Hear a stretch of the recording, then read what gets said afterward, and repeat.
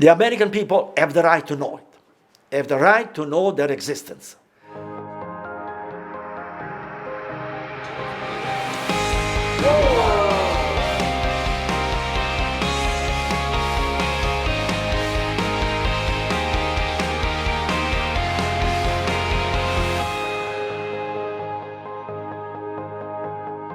Dr. Santilli, how did you discover invisible terrestrial entities? Thank you for this question as well. All the other questions are indeed excellent. I discovered invisible terrestrial entity absolutely by accident. My wife and I, Carla, then shared with her this adventure through decades, and without her help, I could not have possibly achieved the results that we have. We decided to take a weekend off and go to a beautiful hotel in St. Petersburg called the Vinoy Renaissance Hotel. And we brought with us this one and only telescope. It was actually a pair of telescopes. One was the Galileo and the other was the Santilli telescope with the same length, same focus, all equivalent, only conjugated in the optical structure. And the objective at that time, I was deeply involved in looking at the star and confirm or deny the existence of antimatter galaxy. But it turned out that it was a very cloudy day. It was not raining, but it was very cloudy. When at night we were supposed to start the detection, it was impossible. Therefore, just by sheer accident, and I shall say also I was very upset that I couldn't, we made this trip, I couldn't see the sky. I oriented the telescope horizontal toward the Tampa area, and and then look at the screen, and we look at pictures. And to our enormous surprise, both my wife and I, we saw objects. We saw objects. We were shocked. My wife Carla is very sound and very rational, and she absolutely dismissed any. Those are lights. And myself, I am a scientist. I have to be very cautious. I don't want to lose my reputation. So we went through a catharsis. There was a process that for us took several days. This was on September 5, 2015. And so we went back, and so once we started to get convinced that those are real objects they exist in our terrestrial environment, and therefore by repeating, finally we acquired sufficient confidence that I accepted an invitation by the St. Petersburg Astronomy Club to present the entire studies over an arc of 50 years, from the mathematics, the studies, the search for antimatter galaxy, and also the detection of invisible object we call entities in our environment. It was a very successful presentation with lots of interest, lots of questions, and from there on, we decided to keep going, to become serious. And so the stockholder, they started to exercise pressure on us, just pressure, of course, very justified. They said, if this something is valuable, it's got to be explored, because of evident commercial interest that are enormously dilated as far as the telescope, from just looking at the star and possible detection of antimatter galaxy. This became now possible practical use everywhere on Earth. Galileo conceived his telescope to look at the moon and to look at the star, as we all know. But as we all know, the telescope has now an enormous number of applications on Earth. For surveillance, microscope, and we name. Well, it turned out that the Santilli telescope turned out to have exactly the same relevance, namely not only for the sky but also for terrestrial environment. As soon as we entered deep into the detection of this, we call it terrestrial entity, we immediately became aware that there were several different types. So we have to come up with a classification, and this is a classification that I propose. Namely, we call them invisible terrestrial entity (ITE) of the first, second, and third kind. What are they? Well, the first and second kind, they share one fundamental feature, namely that they can only be seen in a telescope with concave lenses.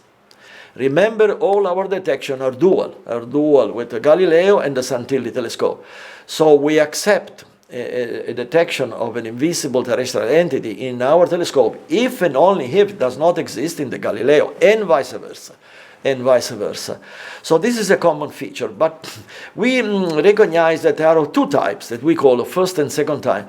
The first is that the light emitted, for various technical reasons I'll be happy to dwell into, is for technical reason must have negative energy precisely as predicted by Paul Dirac in 1932.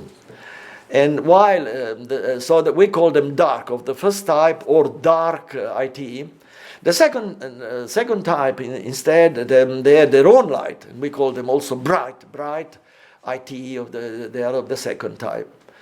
The third type is also, I believe, is very interesting, particularly for me, if you are interested, for me to describe our studies on how our military or extraterrestrial civilization can achieve invisibility to us.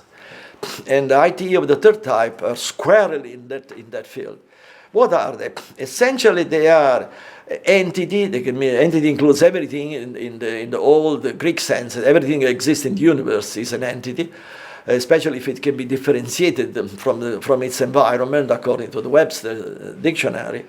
The entity of the third type, they are made up of any other structure, or equipment, or machine, or craft that emit ordinary light, the same nature as the light emitted by the sun, but at frequency that are outside those visible to the human eye.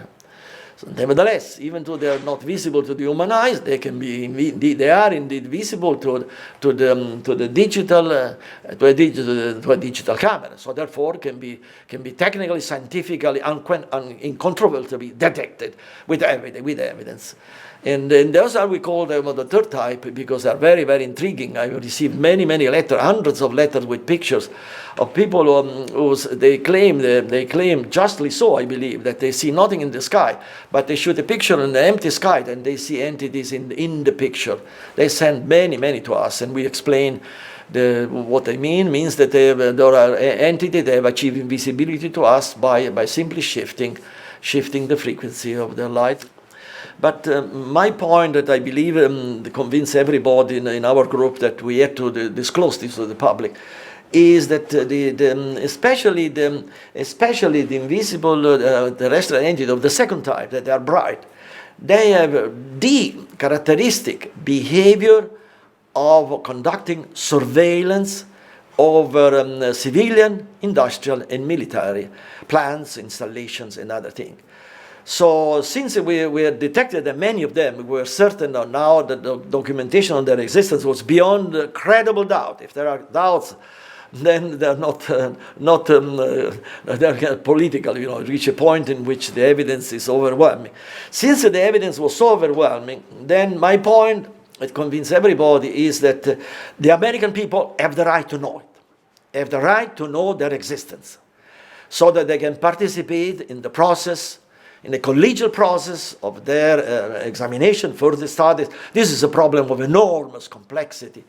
Besides can stimulate, even without understanding what they are, can stimulate the mind of young engineers in California, Canada, Florida, and come up with new technologies, and is an enormous stimulus to the human mind.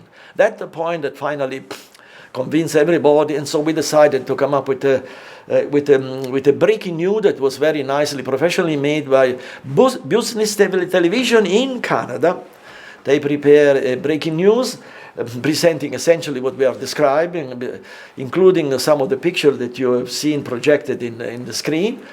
And this breaking news became viral immediately. In 10 days, reached 750,000 viewers. I'm told now that we have well over a million and a half, perhaps 2 million. They're not countable anymore. The viewers cannot be counted anymore. We received so many emails that I cannot count the number. We're talking hundreds, maybe 1,000. We were unable to answer all those emails. It was what was most rewarding to me, that gave me this, it was a moment of great personal satisfaction. It gives me the feeling that all those decades of working alone, all those problems, all those aggravations, finally they acquire a meaning. The meaning was that it was appreciated by the people, by the American people, that they believe they're great, they are very intelligent, and they know what they're doing. Say they know where value, where things have value, and so this gave me a great sense of that I had done something useful in my life.